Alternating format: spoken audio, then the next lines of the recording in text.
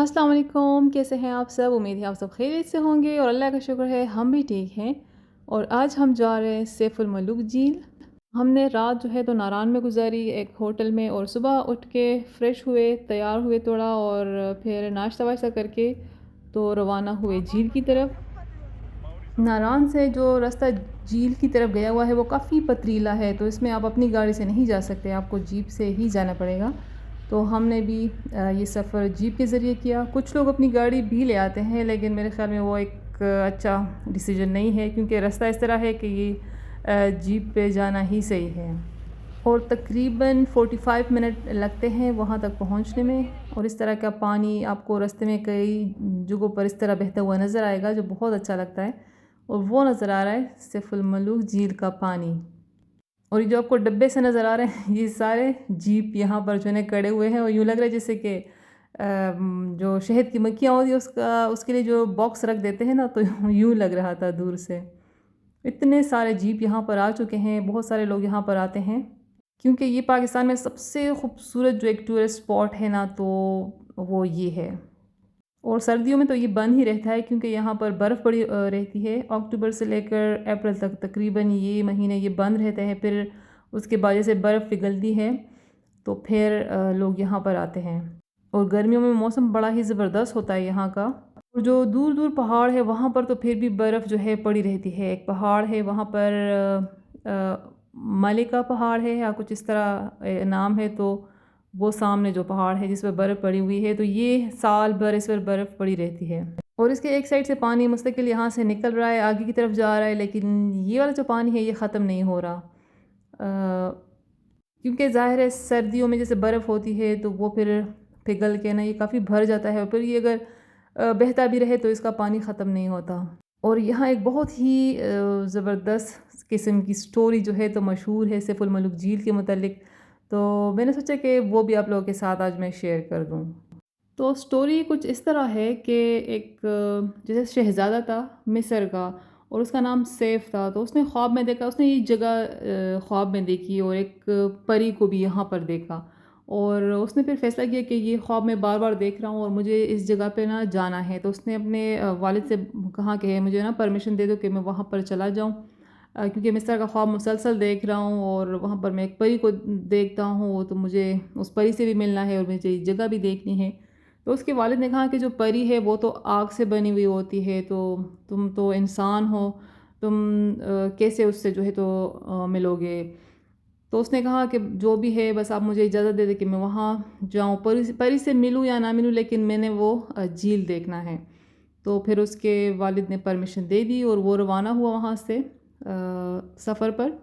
और इस झील तक पहुँचने के लिए उसको जो है ये पहाड़ को जो है पार करना था, और ये एक बिल्कुल ही नामुमकिन सी बात थी। इसको कहते हैं लोग कि जो है ना इस पर जिनों का साया है। इस पहाड़ पर जो भी कोई पैमा जाते हैं इस पर, तो फिर कोई ना कोई हादसा उनके साथ हो जाता है, और इसको पार करना बड़ा ही मुश्किल है, बल्कि नामुमकिन सा है। और उसको उस वक्त जो है ये पार करना था जो सामने वाली पहाड़ है, क्योंकि इस पर बर्फ़ भी पड़ी रहती है पूरा साल। तो एक नामुमकिन सी बात थी, लेकिन वो फिर भी घूमता रहा, और एक जंगल में वो पहुंचा। वहाँ पर उसको एक बुज़ुर्ग मिले। तो बुज़ुर्ग ने उससे पूछा कि तो बिल्कुल एक वीरान जगह है, जंगल है, तुम यहाँ पर क्या कर रहे हो। तो फिर उसने पूरा किस्सा सुनाया, किस तरह मुझे एक झील है, मुझे वहाँ पर जाना है, वो मैं ख्वाब में मुस्तकिल वो जगह देख रहा हूँ। तो उस बुज़ुर्ग ने उसको जो है ना एक टोपी दे दी, जिसको सुलेमानी टोपी कहते हैं। तो जब उसने वो टोपी पहन ली तो उसके कब्ज़े में 2 जिन आ गए, और इस टोपी में ये भी ख़ासियत थी कि उसके पहनने से ना आप गायब हो जाते थे, फिर आप किसी को नज़र नहीं आते थे। और इस तरह जब वो जिन उसके कब्ज़े में आ गए, तो फिर उन्होंने ये किया कि उसको उठा के वो उन्होंने ये पहाड़ सब पार करा के उसको ये झील के पास ले आए। तो जब उसने ये झील देखा तो बड़ा ही वो खुश हो गया कि तो वही जगह है जो मैंने ख्वाब में देखी थी। लेकिन उसने कहा कि परी तो यहाँ पर नहीं है, परी से मैं किस तरह मिलूँगा। तो जो 1-2 जिन थे उन्होंने फिर उसको मशवरा दिया कि आप यहाँ पर इबादत करो, इबादत शुरू करो। तो उसने फिर वही किया, 40 दिन तक वो इबादत करता रहा। और फिर 40वें दिन जो है परियां थी कुछ, जो कि कोई ख़ाफ़ में रहती थी, कोई देव था, सफ़ेद देव कहते थे उसको। वो उसके कब्ज़े में रहती थी, और کبھی کبھی وہ اس جھیل پر آتی تھی، وہ پرمیشن ان کو مل جاتی تھی اور وہ یہاں پر آتی تھی. تو اس طرح سے وہ پریاں آئی ہے. اور جو جس پری کو یہ دیکھتے ہیں بدری جمال، بدر جمال بھی کہتے ہیں، کچھ لوگ ہم بدری جمالہ کہتے ہیں. تو وہ جو بدری جمالہ پری تھی وہ بھی تھی. تو سب پریاں جب جھیل میں اترنے لگی تو انہوں نے اپنے پر اتار دیے اور سائڈ پہ رکھ دیے، وہ جھیل میں نہانے لگے سب. تو جو سیف جو شہزادہ تھا اس نے جنوں کو بھیجا کہ اس کے پر جو ہے نا اٹھا کے لے آؤ. تو باقی سب کے پر وہاں پر رہے، اور جو بدری جمال جو پری تھی تو اس کے پر وہ یہاں پر لے آئے، یعنی چھپا دیے انہوں نے. پھر جب ساری پریاں وہاں سے نکلی ہے، اپنے پر انہوں نے پہنے ہیں، اور جب دیکھا تو جو بدری جمال جو پری تھی اس کے پر وہاں پر نہیں تھے. تو اب وہ اڑ نہیں سکتی تھی، باقی پریاں تو جانا تھا ان کو. تو پھر وہ کافی پریشان ہوئی کہ اب میں کس طرح سے جاؤں گی، لیکن باقی پریاں تو اس کو چھوڑ کے چلی گئی، کیونکہ پھر وہ کہہ رہی تھی کہ جیسے دیو کے قبضے میں تھی.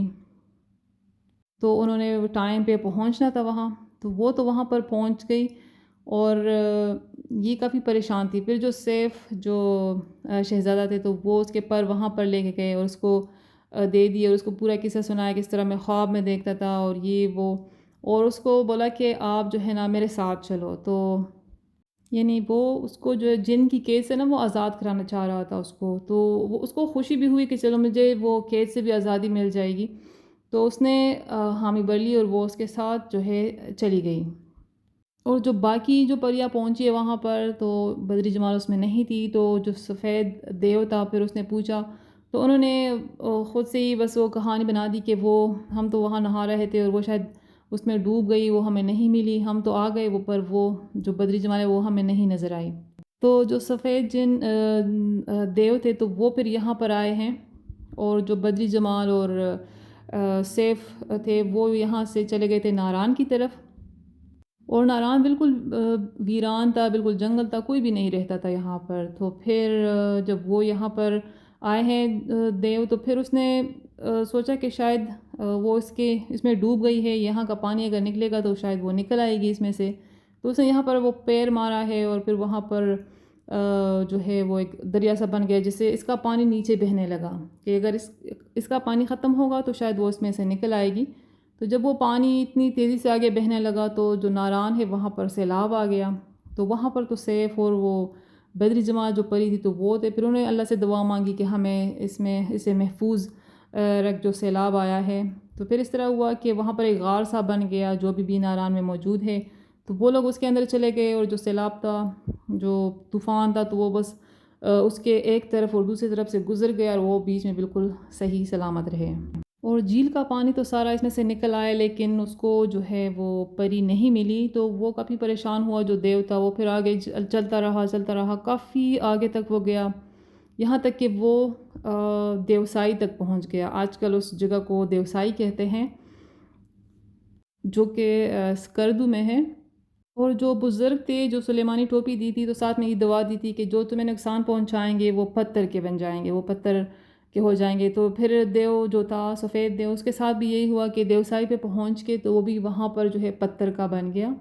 اور بڑی ہی عجیب سی بات ہے، یہ سٹوری تو جیسے خود سے بنی ہوئی ہے، لوگوں نے بنائی ہوئی ہے یا جو بھی ہے، لیکن بڑی عجیب سی بات مجھے یہ لگی کہ جب دیوسائی کی طرف آپ جاتے ہیں، جو وہاں پر پہاڑ ہے، جب آپ ان کو دیکھتے ہو تو یوں لگتا ہے جیسے کہ کوئی سو رہا ہے. سب کی ناک بھی آپ کو نظر آئے گی، پہاڑوں کے جو شیپ ہے وہ اس طرح سے ہے، ناک نظر آئے گی، ان کے منہ نظر آئیں گے، یوں لگتا ہے جیسے کہ یہ آرام سے سوئے ہوئے ہیں.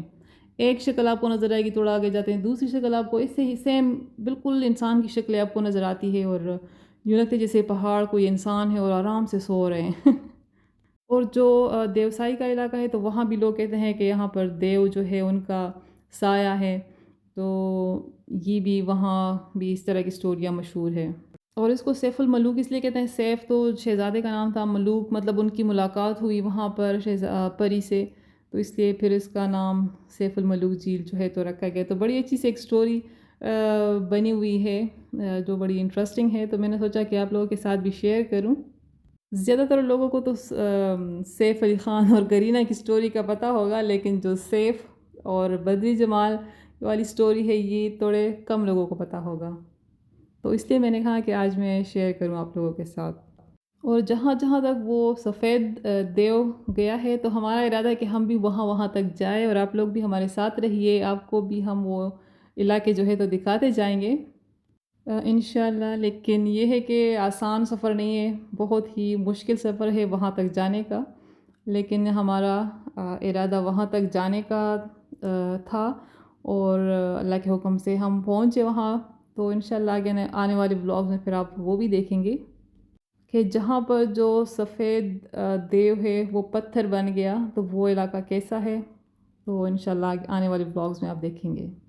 اور اب ہم اپنے جیپ کو ڈھونڈ رہے ہیں، واپس اسی کے میں جانا ہے۔ ٹائم ہوتا ہے تقریباً 1 گھنٹہ یا اس طرح ٹائم اپنے گزارنا ہوتا ہے یہاں پر۔ شپ کے ذریعے آپ اس پار چلے جاتے ہو، وہاں پر تھوڑی برف پڑی ہوئی ہے تو وہاں پر آپ سلائڈ وائڈ بھی لے سکتے ہو اور برف میں کھیل سکتے ہو، لیکن جہاں پر وہ شپ کڑی کر دیتے ہیں وہاں سے اوپر چڑھنا مجھے تھوڑا مشکل لگا۔